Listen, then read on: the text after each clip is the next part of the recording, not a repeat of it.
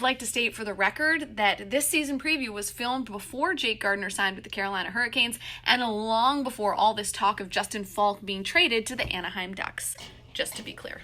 I really don't understand why I didn't wear this t-shirt for the filming of the season preview. Like, I own a bunch of Jerks t-shirt and I didn't wear it for the Carolina Hurricanes preview. Fail.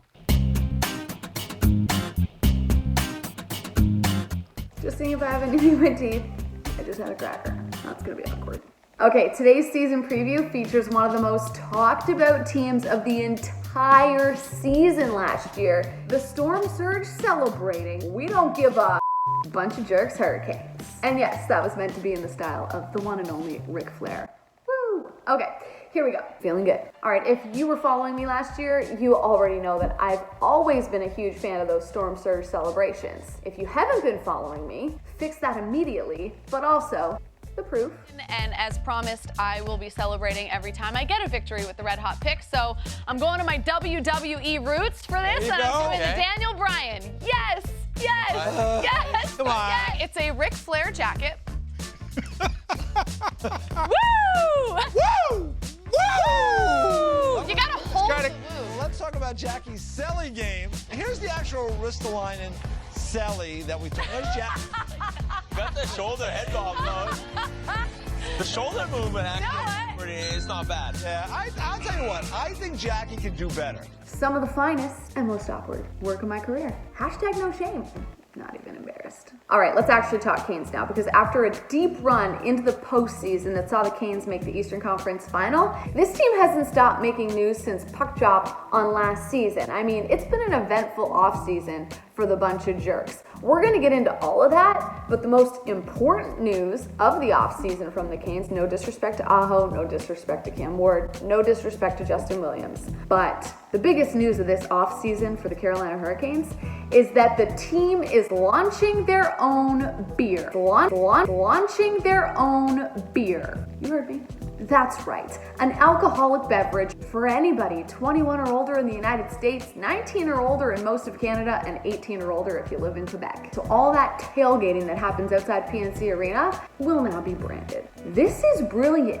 Shout out to the Canes marketing team, because they are doing everything right. They have not taken one misstep this entire calendar year. Whoever's coming up with these ideas, they deserve a raise. How has no team released their own beer before? I mean, I'm sure there's like official beers of each team, but a beer that is going to be branded with your team's logo? I mean, we don't know what it's going to look like yet, but we do know the name. The name of this beer for the Carolina Hurricanes and their fans is Storm Brew. And the best part is they actually let their fans pick the name. There was like 4 different options, and Storm Brew was the winner. And it should have been the winner, because on a side note, the other options for this beer weren't great. They were Crosscheck, Hat Trick, Red Line. So 3 out of the 4 were not at all creative.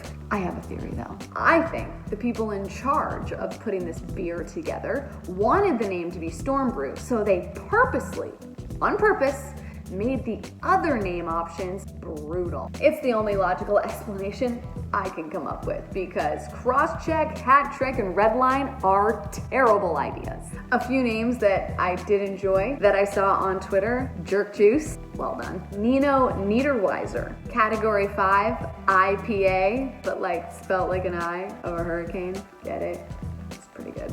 And finally, this might be my favorite suggestion that I saw online: Brenda Pour. Storm Brew's the right choice though. I'm so excited about this beer. If you're a Carolina Hurricanes fan, you are jacked about this. But there's still so much to learn. What will the can look like? What kind of beer are we getting? Probably some kind of like golden ale, something easy to drink. By the way, if you're a Canes fan and you're watching this, that beer is available September 6th, which like could have already passed by the time I post this video, because I don't know when I'm posting it yet, but that's when it comes out if you want to try Storm Brew, which I obviously do, and the Canes social media department and marketing department has been kind enough in the past to send me a Bunch of Jerks t-shirt.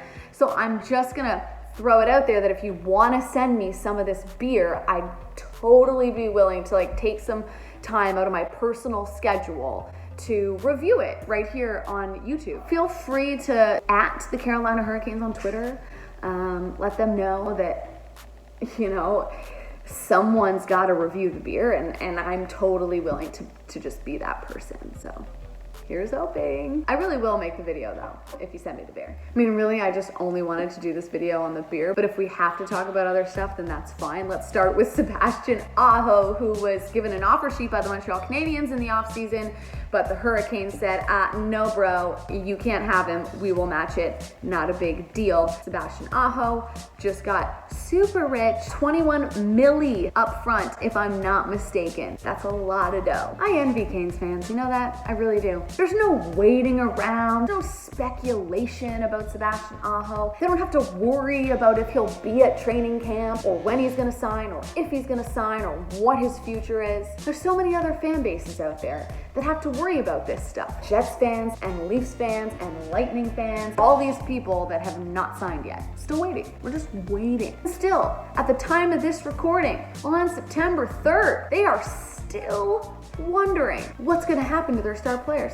The Canes don't really have to worry about that because Sebastian Otto got locked up a long time ago. So that's that. What else?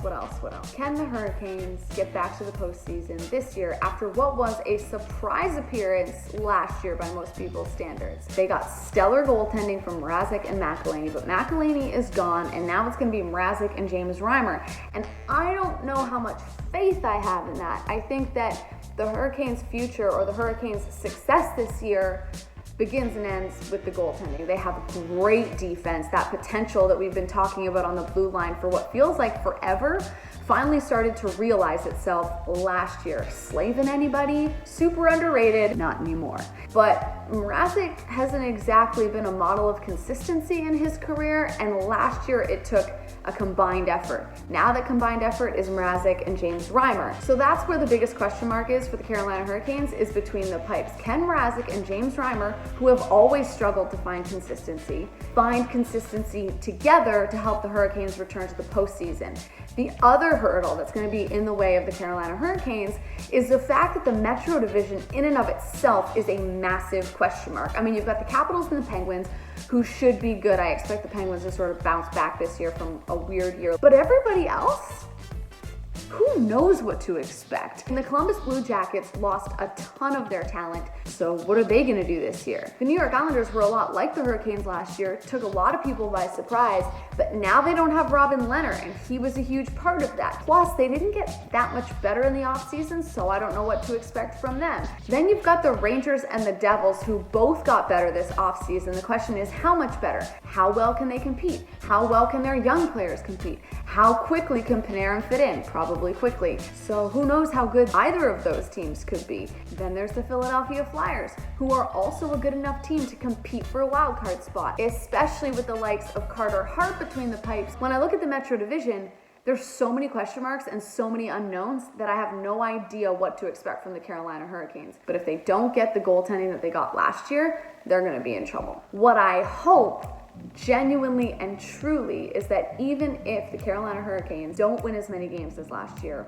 or maybe they miss the playoffs, I hope the fans still show up. Number one, for the beer. Number two, I'm just kidding. I really hope that after an incredible season for the Carolina Hurricanes that saw the excitement around hockey in Carolina spike dramatically, I really hope that no matter what happens, even if the team struggles, that fans will still be there. The fans were a part of the magic last year, and that team thrives off it. And hey, if the Hurricanes happen to miss the postseason, at least you'll have your good new friend Storm Brew to get you through the tough times, right? Seriously, send me some. All right, people, that's all I have for the Carolina Hurricanes. Hit me up in the comments. Let me know your thoughts. Will the Canes make the postseason? What do you make of the Metro Division? Do you believe in James Reimer and Peter Mrazek as your goaltending tandem? Let me know what you think of the name of the Carolina Hurricanes beer, Storm Brew. Is that a good name? Do you have a better one? If so, put it in the comments. I'll let you know what I think. If you like this video, throw it a thumbs up. If you haven't subscribed to my channel, please do so. Good luck to you, Canes fans. And in the meantime, enjoy that Storm Brew. Uh-oh.